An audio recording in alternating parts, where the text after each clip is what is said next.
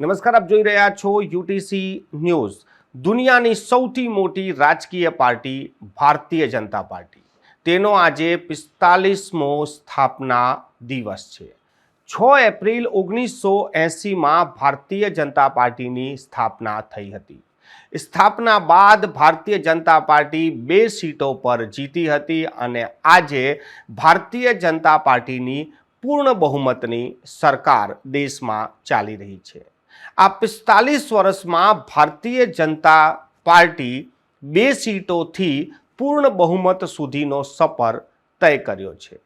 આજે જ્યારે આપણે ભારતીય જનતા પાર્ટીના સ્થાપના દિવસની વાત કરતા હોય ત્યારે એનો ઇતિહાસ પણ જાણવો જરૂરી છે। ભારતીય જનતા પાર્ટી બની કેવી રીતે, ભારતીય જનતા પાર્ટીની સ્થાપના શાના માટે થઈ, કેમ કે ભારતીય જનતા પાર્ટીના જે સ્થાપક નેતાઓ છે તે તો જનસંઘના સમયના છે, તો પછી જનસંઘથી આ ભારતીય જનતા પાર્ટી બની કેવી રીતે? એવું તો શું થયું કે જનસંઘ બાદ ભારતીય જનતા પાર્ટી બની? આજે ભારતીય જનતા પાર્ટીના 45મા સ્થાપના દિવસે આજે એની પર જ આપણે ચર્ચા કરીશું। ભારતીય જનતા પાર્ટીની સ્થાપના તો 6 એપ્રિલ 1980ના દિવસે થઈ હતી, પરંતુ આ પાર્ટીથી જોડાયેલા નેતાઓ તો રાજનીતિમાં પહેલેથી જ હતા, એટલે કે જનસંઘના સમયથી હતા। જનસંઘથી જનતા દળ અને જનતા દળથી ભારતીય જનતા પાર્ટી, આ જે ઘટનાક્રમ થયો છે એના વિશે આજે આપણે વાત કરીશું। એક પત્ર લખવામાં આવ્યો હતો, બાબુજી કહેવાતા હતા જગજીવન રામ। જગજીવન રામે એક પત્ર લખ્યો હતો અને આ પત્ર બાદ જે પરિસ્થિતિનું નિર્માણ થયું તેનાથી જ કહેવાય છે કે ભારતીય જનતા પાર્ટી બની। સમગ્ર ઘટનાક્રમ પર નજર કરીએ તો દેશની આઝાદીના સમયથી જ જનસંઘ હતું અને જનસંઘના જે નેતા હતા એ શ્યામા પ્રસાદ મુખર્જી હતા, પંડિત દીનદયાલ ઉપાધ્યાય હતા, સાથે અટલ બિહારી વાજપેયી પણ હતા। અટલ બિહારી વાજપેયી તો ચૂંટાયેલા નેતા પણ હતા, એટલે જનસંઘમાંથી તેઓ બલરામપુરથી જીતીને સંસદમાં પહોંચ્યા હતા। એક દાયકો હતો કે જેમાં જનસંઘ ચૂંટણી લડતું હતું, પરંતુ જનસંઘને જેવી જોઈએ એવી સફળતા નહોતી મળતી। અમુક જગ્યાઓ પર જનસંઘને સીટો મળતી હતી, તેને એ જ પ્રમાણે સફળતા પણ મળતી હતી।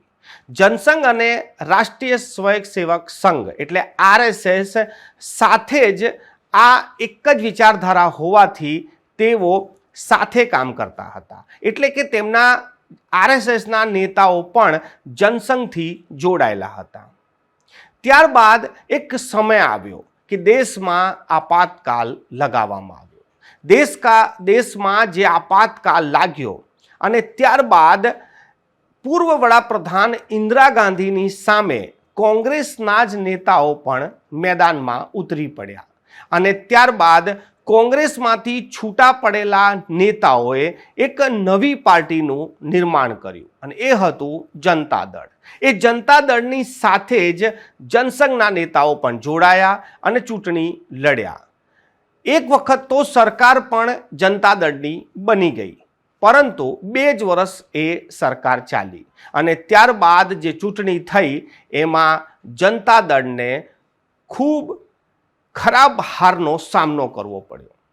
આ જ્યારે જનતા દળને હાર મળી ત્યારે જગજીવન રામ, જેને બાબુજી કહીને લોકો બોલાવતા હતા, તેમને એક પત્ર લખ્યો અને આ પત્રમાં લખવામાં આવ્યું કે આ જે હાર છે તેની પાછળનું કારણ, અને ત્યારબાદ એવું કહેવામાં આવ્યું કે જે લોકોએ જનતા દળમાં રહેવું હશે એ લોકોએ આ RSSના નેતાઓ નહીં રહી શકે, એટલે RSSમાંથી સીધા નહીં આવી શકે। ત્યારબાદ આ વિકલ્પ ચૂનવાનો હતો કોને? અટલ બિહારી વાજપેયીને, મુરલી મનોહર જોશીને, લાલકૃષ્ણ અડવાણીને. ત્યારે તેમને આરએસએસને ના છોડીને એક નવી પાર્ટીનું નિર્માણ કરી દીધું.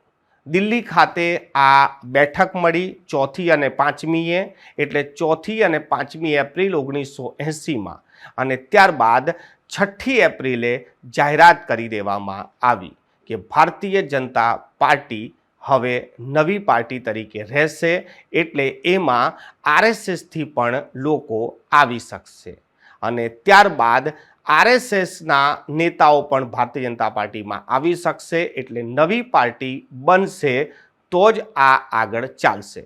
તે સમયે ભારતીય જનતા પાર્ટીની સ્થાપના કરવામાં આવી, અને આ સ્થાપના બાદ ભારતીય જનતા પાર્ટીને પહેલી ચૂંટણીમાં 2 સીટો પર જીત મળી, અને ત્યારબાદ ભારતીય જનતા પાર્ટીએ સતત ભારતની રાજનીતિમાં ધીમે પોતાના મુદ્દાઓ સાથે આગળ વધી, અને એક સમય એવો પણ આવ્યો હતો જ્યારે આ અટલ બિહારી વાજપેયીના શાસનમાં 3 વખત સરકાર બની, 13 દિવસ, 13 મહિના અને પછી 5 વર્ષ. આ પ્રકારે અટલ બિહારી વાજપેયી પણ આ દેશમાં 3 વખત વડાપ્રધાન બન્યા, પરંતુ ત્યારબાદ 10 વર્ષનો ગાળો એવો ગયો કે જ્યાં યુપીએનું શાસન ફરી આવી ગયું, અને ત્યારબાદ ભારતીય જનતા પાર્ટી ફરી સરકારમાં આવી અને પૂર્ણ બહુમત સાથે. આજે ભારતીય જનતા પાર્ટી જ્યારે પોતાનો 45મો સ્થાપના દિવસ મનાવી રહી છે, ત્યારે ભારતીય જનતા પાર્ટીથી જોડાયેલી આ નાનકડો ઇતિહાસ છે. આ માહિતી અમે અલગ અલગ ન્યૂઝના માધ્યમ અને વેબસાઇટો પરથી કલેક્ટ કરી છે. આમાં કોઈ જગ્યાએ કંઈ પણ ભૂલચૂક હોય તો આપ એ ભૂલચૂકને સુધારીને કોમેન્ટ કરી શકો છો.